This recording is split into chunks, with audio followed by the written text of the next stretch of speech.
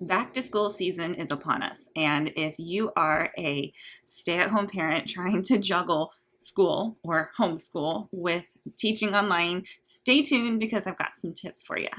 Hey, and welcome back. If things look a little wonky, that is because I have revamped my online teaching space, and I can't wait to show you, but we're still getting used to things like where to look at the camera in this new setup, even though it's not really that different. It's weird. So anyways, that's why it looks a little weird. I can't wait to show you. So whether you are an online ESL teacher or an online teacher working in online teacher marketplace like OutSchool or SuperProf, I've got the tips for you. And if you are looking to get started, grab my free download that's going to match you to the best platform, onlineteacherallison.com/platform. I have a flow chart that'll match you to either an online ESL platform or an online teacher marketplace, just depending on what you're looking for. Okay, so it's back to school season, or just about. Where I live, the public school kids are going back like next week, 2 weeks. And my son, he doesn't start till the end of August. He's in preschool, and we're not doing it through the public school section. We're doing like a private preschool. So I know you are in the midst of back to school shopping, getting the supplies, getting the clothes, figuring out schedules, back to school nights. And while you're figuring out your kids' schedule, you're probably wanting to figure out yours too.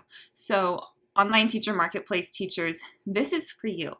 If you do not have your schedule set and up on your profile yet, you need to do it. So my challenge to you is within the next week or two, I really want you to have all of your classes that you're going to be teaching either for the semester or for the year kind of pre-scheduled out.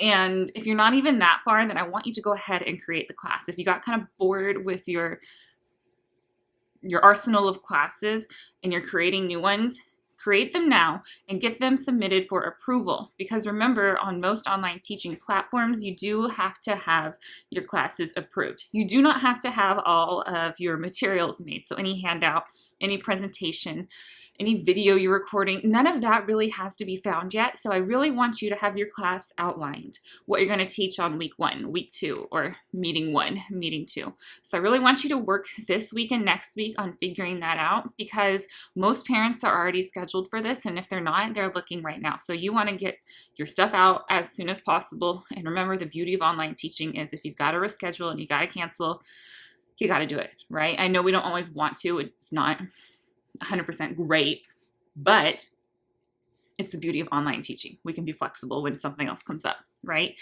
So even if you can't get it scheduled, I want you to have those classes out there so that parents can start saving them and thinking about it. Because some schools, like charter schools, they give parents money to spend, and they can spend it on platforms like OutSchool, and you want that money.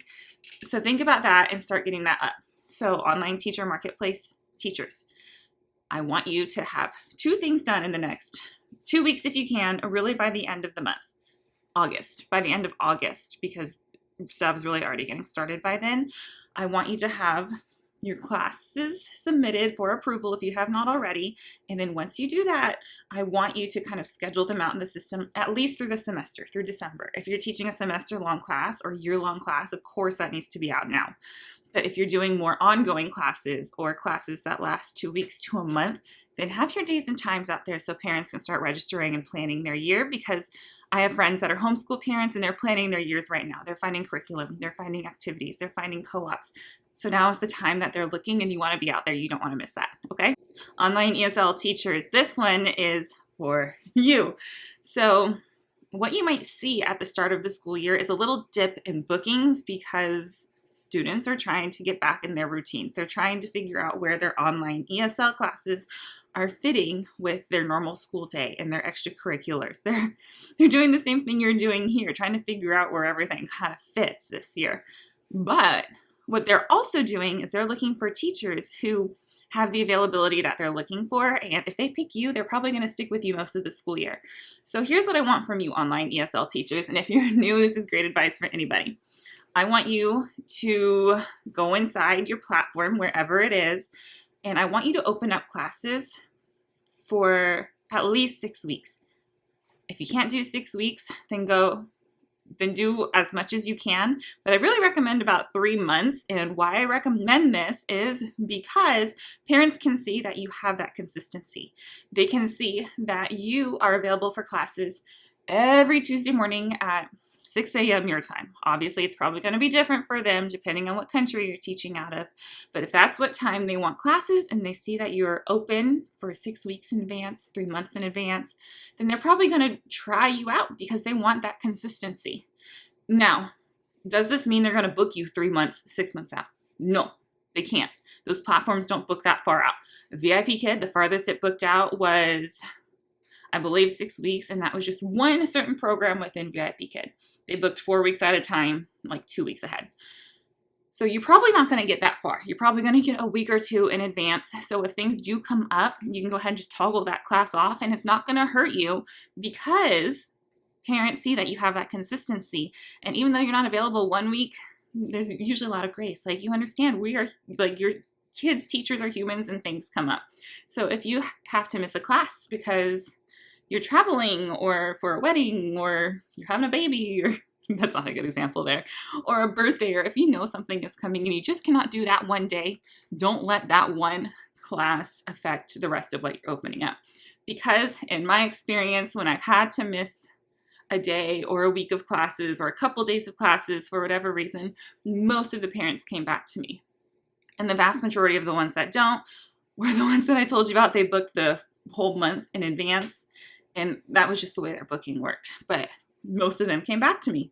And I also spent time ahead of time telling them, hey, I'm going to be out of town. I will be back. So ESL teachers, what you are doing in the next, really, you can do this in a week. You are figuring out your schedule as best as you can. I know things are still changing. And you're going to open it up on your platform as far out as you feel comfortable. I tend to do about a month in advance, a month to 6 weeks, 3 months if I'm feeling really like on it and prepared and wanting to get scheduled. It really just kind of depends. But like I said, I know things are changing. For example, we just signed my son up for another season of T-ball, and we don't know when practices are. We don't know when games are. So that would affect my schedule once we find out when it is. So if you think you're going to find out pretty soon, you can hold off. But I really don't think we're going to find out until probably the middle of August. So I would be opening up slots. And for me, teaching like a VIP Kid platform where the time zones are in China, so it would be early morning for me, T-ball games and practices wouldn't affect my schedule. But if I am teaching on a platform where I am scheduling myself for classes during like T-ball practice time and T-ball game times, then that is something that could affect it. And that's the thing with where I live. So we don't do games on Saturday mornings. And I think I hate that. We do games in the middle of the week at 6 and 7 o'clock at night. And that is hard for 3 and 4-year-olds. They're tired. It's bedtime. So anyways, we never know. And it changes every season. It drives me absolutely nuts. And practices change too, depending just on the parents and their schedules on the team. So I understand things are changing. Welcome to Cold Coffee Chat, by the way, if you're new, where it's kind of a stream of consciousness. But we're besties in Cold Coffee Chat, right? So we're just chatting. So those are the 2 things you are doing, or 1, depending on what you're teaching. And if you are brand new and have not gotten started, apply today. The application process, whether you're teaching online ESL or on a marketplace, does take time. Getting hired on a marketplace is quicker. So if you want something quicker, I would suggest looking at that route first. And if you don't love it, keep doing it if you really need the cash until a spot comes up in the online ESL world. Because there's companies like Star Kid.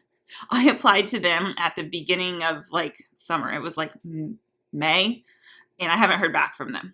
They are not actively hiring right now. They're holding on to my application, but that's how long it can take. So if you really need the cash and you really want to get started, it is still a great experience to go on an online teacher marketplace. And if you're looking, I have the best ESL platforms and the best non-ESL platforms for you. And they kind of align with my free download, but my free flowchart that I mentioned earlier kind of gives you a couple of choices. So if you want a little more information on that, those videos are a great spot to go. And while you're getting hired, I do have my best application tips and my best online interview tips for you right here. There are secrets to make sure you get hired. And I have 5 even better ones in a live training for you. It is not currently live. So when you go to the link, it's going to show a wait list, and it's not because it's full. It's because it's not scheduled out yet. Like I said, I don't know my schedule well enough right now to promise a date a month in advance. But you can go ahead and put your name on the wait list, onlineteacherallison.com/get hired. All these are linked down in the description below for you. And you're going to put your name on the wait list. And the beauty of the wait list is you get first dibs. So I'm going to email you 24 hours before minimum, 24 hours minimum before I go out on like YouTube and socials and ads and everything else and say, hey, this is open now. Because my spots are limited, I do use Zoom, and I don't pay for the big platform that allows basically unlimited seats. So spots are limited. That's the beauty of the wait list, is you get first dibs. There will be a spot for you. All right. I hope you're having the greatest week ever.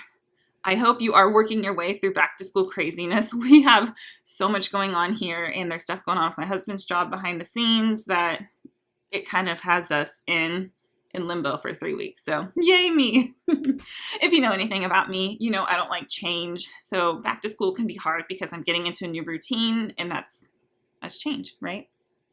All right, I hope you're having the greatest week ever. I think next week I'm going to show you all about my new setup here. It's not still currently done, but I'm really excited about it. And yeah, it's going to take a lot of editing, which is why it's not this week. It's just not in my wheelhouse this week. All right, hope you're having the greatest week ever, and we'll chat soon. Bye.